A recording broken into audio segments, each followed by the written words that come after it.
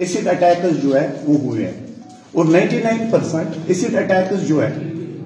वो दो स्टेट्स में इंडिया के हुए हैं। एक तो है वेस्ट बंगाल, दूसरा जो है वो है उत्तर प्रदेश। यानी ये दो वो स्टेट्स हैं जहां पे 99% केसेस हुए हैं। 2014 में अगर आप लोग बात करोगे, लास्ट स्टूडेंट एक जो था श्रीनगर में, नौशहरा में लड़की एक थी, उस पर अटैक हुआ था और तब से एक दो अटैक्स ऐसे हमारी स्टेट में, पर्टिकुलरली जम्मू एंड कश्मीर की हम लोग अब बात करेंगे, यहां पे अटैक्स हो रहे हैं। अब रीजंस क्या है, ये क्यों होते हैं? अगर हम लोग ओवरऑल डाटा जो देखें, जो हर कोई आप में से सर्च कर सकता है, 95 केसेस जो एसिड अटैक्स के हैं उनमें फीमेल्स इन्वॉल्व होती है। यानी जो अटैकर है वो मेल होता है, जिसपे अटैक होता है वो फीमेल्स होती है। और दो ही रीजन है जो सबसे बिगेस्ट काज है एसिड अटैक्स के, इंडिया की मैं बात करता हूं, वो है जेलसी एंड हैट। ये दो बिगेस्ट रीजन है जो यहां पे इंडिया में प्रिवेल है, जिसकी वजह से ये अटैक ज्यादा हो रहे हैं। तो हम लोग अगर बात करें ये जेलसी और हैट कैसे रीजन बन जाता है एसिड अटैक का, अगर आप लोग इंडिया की बात करोगे, यहां पे जो एसिड विक्टिम्स होते हैं जो फीमेल्स हैं, अगर आप लोग डाटा भी सर्च करेंगे, उनकी age probably below the 30 years होती है। फीमेल्स की मैं बात कर रहा हूं। और इनमें भी अब देखना है कि अटैक इन्हीं फीमेल्स पे क्यों ज्यादा होते हैं। तो सबसे बिगेस्ट रीजन जो है, जो मैं यहां पे बताना चाहता हूं, अगर हम लोग एक मेल और फीमेल की बात करें, क्योंकि इंडिया में प्रिवेल है मेल और फीमेल के दरमियान जो भी रिलेशनशिप होती है, अगर फीमेल जो है पर्टिकुलरली अगर मेल को ये कहती है कुछ समय बाद रिलेशनशिप में रहने के बाद, ये उसे कहते हैं कि मुझे तो आपके साथ कुछ था ही नहीं, जो इंसान का जो है लिम्बिक सिस्टम मेल का वो एक्टिवेट हो जाता है। जब इंसान के मेल का लिम्बिक सिस्टम एक्टिवेट हुआ तो ये जो जेलसी और हैट है, ये इस मेल के दिमाग के अंदर ऊपर वाली लेवल तक पहुंच जाती है और ये इसे बदला लेने के लिए मजबूर करती है।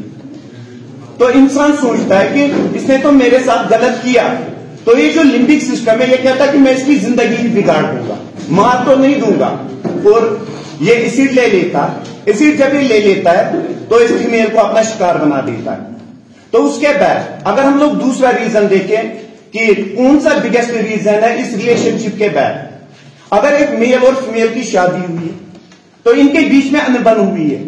मेल या फीमेल के, वाइफ और हस्बैंड के बीच में अनबन तो हुई। अगर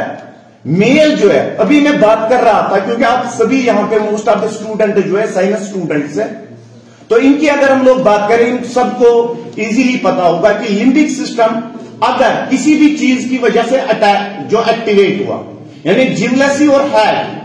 मेल के अंदर अगर किसी फीमेल ने कोई गलती की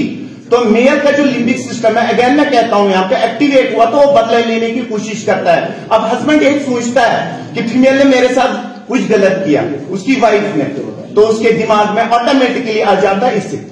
अब देखिएगा एसिड की वजह से क्या हो जाता है, मोस्ट ऑफ द केसेस में जो विक्टिम है वो तो मर नहीं जाता है, या तो आंखों की रोशनी चली जाती है, या तो उसके फेस जो है, फेस की अगर हम लोग बात करें वो बिगड़ जाता है, जिसकी वजह से इसको सेक्सिफिकेशन मिलती है मेल को, नहीं इसकी लाइफ मैंने खराब कर दी, अब तो ये किसी के लायक रही नहीं। ये दूसरा रीजन है हम लोगों का कि यहां पे तीसरी बात,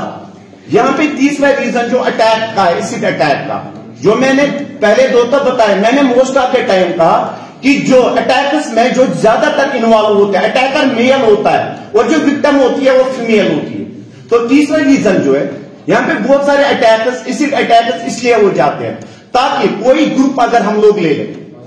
हम लोग कोई ग्रुप अगर ले लें, कश्मीर पर्टिकुलरली अगर हम लोग बात करें, कुछ रिलीजियस ग्रुप चाहते हैं कि वो लाइमलाइट में आए, वो किसी एक इंसान के ऊपर एसिड का अटैक करते हैं, तो उसकी वजह से वो अपना डर जो है लोगों में बिठाना चाहते हैं। तो ये तीसरा रीजन है कि एसिड अटैक्स क्यों होते हैं। चौथा रीजन, अगर इंडिया की बात करें हम लोग 2013 तक की अगर हम लोग बात करें, इंडिया के अंदर जो एसिड भेजते थे लोग,